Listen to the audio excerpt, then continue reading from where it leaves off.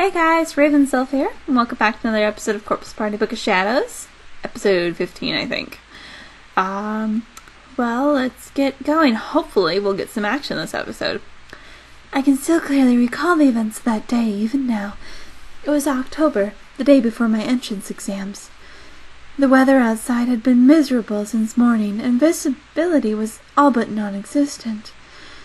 It would be a bad omen if I were to slip and fall on the day before the exam, so I decided I'd wear boots to school, just to be safe. See ya later! Huh? When I opened the door, I was shocked to see a white-haired old woman lying on the ground, soaked to the bone. I frantically rushed over to her side. Hopefully things will get actiony now. Are you okay? Stay with me, come on, tell me what happened. Was it a hit and run? The road running by my house was narrow and mostly used only by our neighbors, but it's not like it was closed off to outside traffic or anything, so a hit and run wasn't out of the question. I looked over the old woman's body as best I could. Fortunately, there was no signs of any serious injury. Doesn't seem like a car accident, at least. Young lady. I don't know how to do the old lady voice. You must not go to school today. What? You absolutely must not go. Huh? The old woman raised herself up slightly and spoke hoarsely. From the tone in her voice, she seemed terribly desperate. But I have to. Today is my last chance to practice for a college entrance interview. No, just stay home. Don't go. I have to go. The interview is part of the exam I'm worst at. Please tell me what's wrong. Where is your family? Will you? Will I? Will you go, no matter what? Yeah. In that case, please. Not knowing what to say, I nodded apprehensively as the old woman began digging through her pockets. She produced what looked like a crumpled scrap of paper. As she was digging around, I noticed that her breathing had become dangerously rapid. Oh, excuse me. And began considering her options to assist her. Really, I should have gone back into the house and called my mom, but there was something about her that kept me glued to the spot. I sensed desperation hiding in that unbroken gaze. You must take these. What is it? A charm. A charm? The old woman clutched my wrist and forcefully pressed the scrap of paper into my palm. Tilting my head, I unfolded the scrap and looked carefully at it. At first I thought I'd just been handed a piece of trash. What? But when I unfolded it all the way, I saw that it was actually a paper doll in the shape of a human being. And there was a name written on his torso. Yui Shishido. Yes, my name, written plain as day in easily legible brushstrokes. Why is my name on it? So it can protect you. Huh? If you don't write the name of the person you wish to protect, the charm won't work. Crazy. This was all crazy. I didn't understand any of it, save for one simple fact. This old woman was here specifically to give me this strange paper charm. As far as I was aware, we were total strangers to one another. But she clearly knew my name and my address. No. I'm sorry. I know you came a long way to give this, but I don't want it. You don't want it? As I extended my arm to turn the paper doll, I could sense her entire demeanor had changed. She raised her body up unsteadily from the wet asphalt. Why not? Well, I've nearly killed myself bringing this to you. Why will no one listen to me? You must not enter Heavenly Host Elementary without this charm. Heavenly Host Elementary? Yes, you must not go. Don't go. As the old woman cried out, the paper doll fluttered lightly to the ground. Almost instantaneously it became soaked through with rainwater. My name began to run, quickly turned into an illegible black smudge. Seeing this, the old woman grabbed and tore at her hair. No, the charm, the way out has been lost. Ma'am, please calm down. Listen, you must not go to Heavenly Host Elementary. I think there's been some mistake. My school is Kisaragi Academy High. I've never even heard of Heavenly Host Elementary. Ma'am?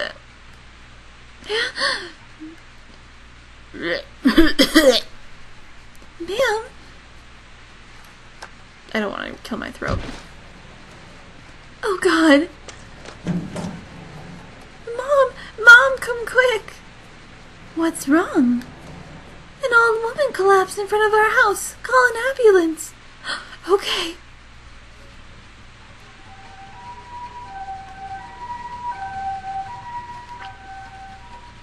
Paramedics arrived in a matter of minutes. The old woman seemed to be unconscious by that point. However, so the EMTs brought out a stretcher.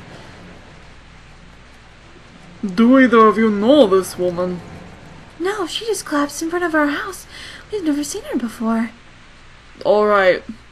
Would you be willing to ride with her in the ambulance? The idea of making this old woman go to the hospital by herself just seemed like it would have been a shameful thing to do. Sure, she was a stranger, but we had a lengthy conversation mere minutes ago, so I couldn't very well say we had nothing to do with one another. Yui, you need to get to school. What? But... Don't worry, I'll go with her to the hospital. You have to practice for the interview today, right? Yes, I guess I do. Thanks, Mom. I'll leave her with you then. Good luck. I was a little hesitant, but I knew I really had to go to school today, no matter what. So I left the strange woman in my mom's care, and heading toward school, walked right by her stretcher. Suddenly, a hand rose from the limp form of the old woman and grabbed my skirt. Startled, I tried to jump away, but I found myself ensnared by her terrible bloodshot eyes. You must not go!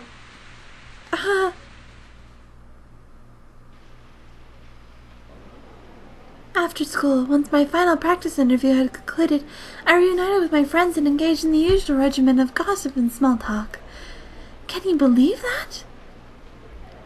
That's really scary. The hell is wrong with her? When I described the events of that morning, everyone's eyebrows rose. They were hanging on my every word and yelping in unison at key moments. Yui, maybe you should have stayed home after all. Well, but I had that practice interview. I couldn't miss that, you know. I just hope nothing bad happens. Oh, come on, what could happen? You know what? Huh? When you mentioned Heavenly Host Elementary, I thought it sounded kind of familiar, and I just realized why. You know the 7 Wonders, right? 7 Wonders? You mean those urban legends about Kisaragi? Yeah, those. Does Heavenly Host Elementary have some connection to them? One of the stories is called Yoshi After School. Ever heard of it? Definitely not. I've never heard of it either. What's it about? Well, it takes place at Heavenly Host Elementary, which once occupied the same plot of land where Kisaragi Academy now stands. Oh, okay. It said that one day after school, a female teacher who had been patrolling the grounds slipped and fell down the stairs and died. That accident took place on a rainy October day, just like this one, and occurred just after 7 at night. And supposedly, Yoshi still appears on days like this. Unaware that she died at Heavenly Host those many years ago, she now walks the halls of Kisaragi Academy, believing them to be her own. Oh, come on, no. Is it true?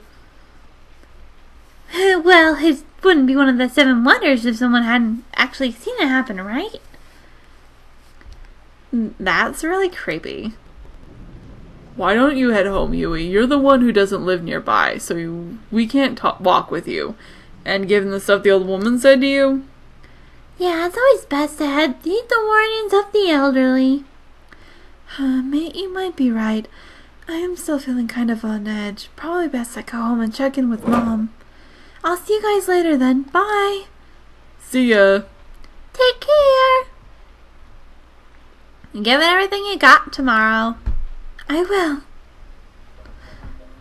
I quickly packed up my things and rushed out of the classroom. It was already about 5. It was getting dark out, but if Kana's story were to be believed, I had until 7 before anything bad might happen. As I continued wending my way down the corridor, I just kept telling myself there's nothing to be afraid of. Even so, I felt like it took an extra long time to reach the shoe lockers. Man, I'm such a scaredy cat. Oh, hey, Shishido. Tsukasa! Heading home? Yep. What's with the big grin? It's nothing. Hey, why don't we walk together, at least part of the way? Sure, I don't mind. Great. When I looked at Tsukasa's face, my fear vanished, if but for a moment. There are the times when it's really nice to have boys around, I thought. I felt that as long as he was by my side, nothing bad could happen.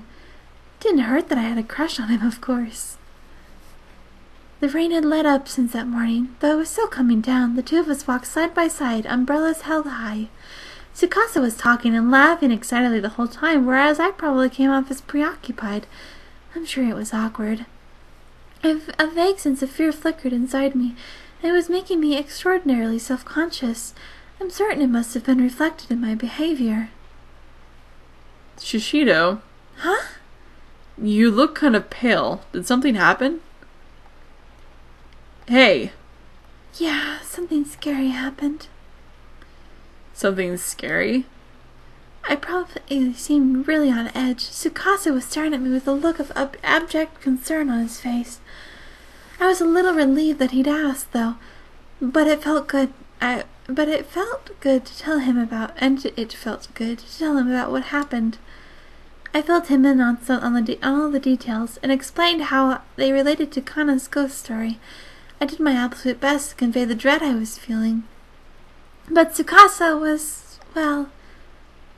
The 7 wonders of Kisaragi High, huh? Yeah. So you actually believe in that stuff? Sometimes I wish I could see the world through your eyes. What? You don't think it's scary? It's weird, sure, but I wouldn't call it scary. And I wouldn't worry about what that old woman said to you. I'm sure it's just a coincidence. But... Wouldn't it be better not to dwell on it either way?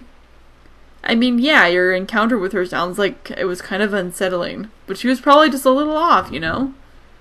That's not the issue here. Huh? I wasn't asking you to solve my problems for me. Look, I just wanted to vent, okay? I just wanted you to listen. What do you mean? That's what I've been doing. No, not like that. I don't get it. Are you angry about something? Guys always do this. It varies from person to person, of course, but guys invariably jump right into looking for solutions to your problem and giving you advice on what to do. As a result, girls often tend to be totally honest with them. Can't be totally honest with them. Or don't want to be at any rate, and are forced just to bottle up their feelings. I only wanted Tsukasa to share in some of my fears. If he were scared with me, it would have been enough. I didn't realize then that Tsukasa telling me not to worry was his way of showing concern. I just thought he was brushing me off, and frankly, that annoyed me. My mind flashed back over and over again to the face, the eyes, and the hoarse voice of that old woman. Amplified and distorted by the ghost story, these images gradually darkened my mood. Maybe I was traumatized by the events I'd experienced, or maybe I was just frustrated and needed to lash out. I don't know. But for the first time ever, things had become undecidedly uncomfortable between the two of us. Well, this is me. Right. Shishido. He called out my name as I briskly walked away. I didn't really know why I was so angry or confused, but I did notice that his voice was tinged with concern. If anything should happen, feel free to contact me. I considered turning back for a second, but changed my mind and pushed forward in a huff, leaving him behind. I'm home. Yui, welcome back. Greeting me at the door, my mother wore a somber expression. I could tell right away that something had happened. I stared at her with scrunched eyebrows for an awkwardly long time before she eventually reluctantly opened her mouth to speak. About that old woman from this morning. Yeah? The hospital contacted me. She passed away a short while ago. No. I'm so sorry. You need to stay focused on tomorrow's exam right now, though. Yeah. We should put this unpleasantness behind us. I'm getting dinner started now, so how about you go get changed? Okay, I'll be in my room. I'll call you. I watched my mom work her way back to the kitchen, then wrinkled out of my shoes. My mood had darkened even more. Tsukasa's attitude was bad enough, but for that old woman to have died. Returning to my room, I couldn't muster the energy to do anything but collapse onto my chair and sprawl out onto the desk. You must not go. The last thing the old woman had said to me echoed again and again in my mind. I began wishing I'd taken her more seriously. I should have accepted the paper doll and thanked her. I should have reassured her that I wouldn't go to Heavenly Host Elementary. I mean, the place didn't even exist anymore, for goodness sakes. I was exhausted. It was a hell of a day, and I no longer even had the energy to move. I needed to change out of my school clothes, but I still sprawled out over the desk. My eyelids drooped and closed. I was out. Oh God, it's probably worth thinking. Oh, no, never mind. I awoke with a start. The air in my room had gotten notably cooler, and I was shivering. I must have fallen asleep. Rubbing my eyes, I glanced at my clock. The needles indicated it was 6:45. It's already this late? It was black outside my window, streaked with lines from the still pouring rain. Sure hope it's sunny tomorrow. Sunny, for my exam. The weight of what the next day held for me came rushing into my mind. I practiced the interview process with my teachers quite thoroughly, but I was still really nervous. Okay, I need to make sure I'm ready for tomorrow. There was still a little time before dinner. My mind swimming, I decided I'd take this opportunity to clean out all the notes and textbooks I wouldn't need tomorrow for my bag. Let's see, student ID needs to stay, obviously. Handkerchief and tissues. Gotta make sure I don't forget my exam ticket. Oh, and my pen case. Huh? Oh crap, where's my pen case? Did I leave it at school? My face suddenly went pale. Really, I shouldn't have been too concerned over writing implements. We had tons of them. But that case held the pencil that Tsukasa had given me with guaranteed success on my exam. I have to go get it. Oh God. Hey Mom, I forgot something at school, so I'm going to run back for a sec. What? But dinner's almost ready. That's right, I'll come right home. All right, it's still raining though, so be careful. I will. That pencil was one thing I absolutely needed to bring with me to the test. And so without hesitation I ran back down the road to school. I was sprinting as close to top speed as I could without slipping in the downpour. All the while the numbers of my bedroom clock ran through my head. 6:45. And if Kana's story was to be believed, Yoshi haunted the school building at 7. As soon as I arrived at the gate, I glanced up at the large clock adorning the schoolhouse. It was now 6:55. Yoshi after school. I went over the whole scenario in my head again as best as I could recall it. After classes on a rainy day in October, 7 at night. Did that old woman somehow know this would happen? Get a hold of yourself, Yui. It's just some old campfire tale. I was talking to myself, reprimanding myself in an effort to quell the fear that was welling up in the pit of my stomach. There wasn't a soul to be seen on the grounds, but this time the students had all gone home. I wondered if any teachers were even still around. Fortunately, the lights were still on, and it was bright enough that I felt confident I could make it to the classroom without freaking out. Okay, I'll run up, grab the case, then come right back down. I folded up my soaked umbrella and left it on the rack by the entrance, then changed into my indoor shoes.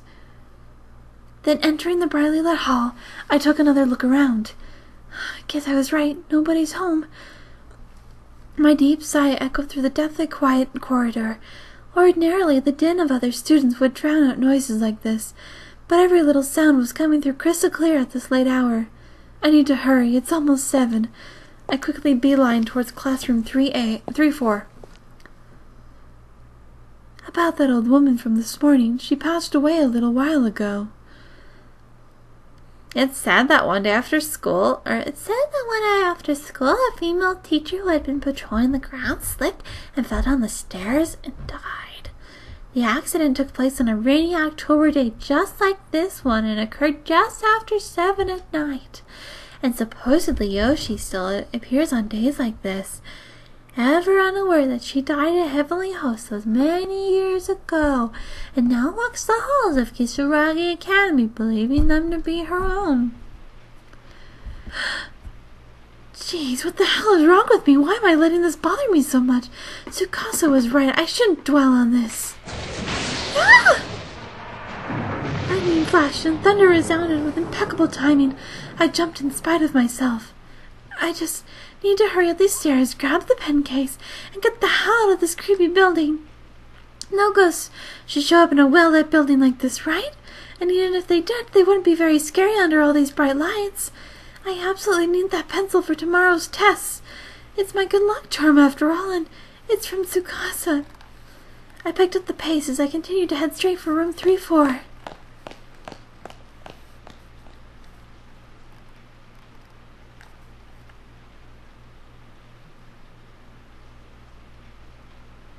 Okay. Do I need to push a button? No. Oh, it's been 20 minutes. I need to stop this episode. Why is nothing happening besides my throat dying? Okay, I'm going to call this episode here. I know it's kind of short, but I kind of have to. Hopefully, next episode, it looks like things are going to start picking up. Hopefully. Anyways, I'm getting tired. I still need to record other stuff. Anyways, like, favorite, comment, and subscribe if you enjoyed, and I'll see you in the next video. Hopefully there's some action. Bye-bye! Trash can. Why exactly is it so ridiculously heavy again? Carrying this beast to the dumpster is going to be the death of me. Hey. Huh? I turned around, still holding the garbage can. The voice belonged to a male student I had never spoken with before. I'd seen him around a lot, though. His name was Tsukasa Mikuni, from class 7. Watch your step. There's a root sticking out in the ground there, and it's pretty easy to trip on. What? Ow. Hey, what's the big idea laughing at someone else's misfortune? Well, it's...